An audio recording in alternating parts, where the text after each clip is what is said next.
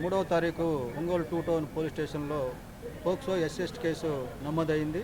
దీనికి సంబంధించి మన కలెక్టర్ ఆఫీసు బ్యాక్ సైడ్ ఉన్నటువంటి విఎన్జీ స్కూల్లో పిఈటి సుబ్బారావు అతను అక్కడ చదువుతున్నటువంటి ఒక 3వ తరగతి విద్యార్థి అతన్ని బాలుణ్ణి లైంగిక వేధింపులు గురి చేశాడు 10 రోజులు.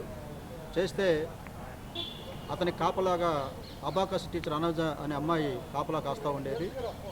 దాంతోపాటుగా వీళ్ళు పిల్లవాడి ద్వారా సమాచారం తెలుసుకున్న తల్లిదండ్రులు, బంధువులు స్కూల్కి వెళ్ళి యాజమాన్యంతో మాట్లాడుతూ ఉంటే సంఘటన గురించి వాళ్ళు పిఈటి సుబ్బారావుకు మద్దతుగా ఈ తల్లిదండ్రుల మీద, బంధువుల మీద దాడి చేసి వీళ్ళని కూడా మీ కులం తక్కువ వాళ్ళని మీరు చేర్చుకొని బుద్ధి తక్కువ అని చెప్పేసి కులం పేరుతో దూషించి దాడి చేయడం జరిగింది.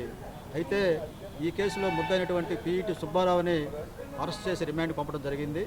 అయితే ఇతనికి ఎవరైతే సహకరించారో అబాకస్ టీచర్ని, యాజమాన్యాన్ని ఇంతవరకు కూడా వాళ్ళని అరెస్ట్ చేయలేదు. తక్షణమే ఆ అనుజాని, యాజమాన్యాన్ని అరెస్ట్ చేయాలని మేము డిమాండ్ చేస్తూ ఉన్నాము. తక్షణం వాళ్ళు అరెస్ట్ చేసి వాళ్ళని కూడా ఎస్సీ ఎస్టీ చట్టం కింద కఠినంగా శిక్షించాలని దళిత సంఘాల నుంచి మేము డిమాండ్ చేస్తూ ఉన్నాం.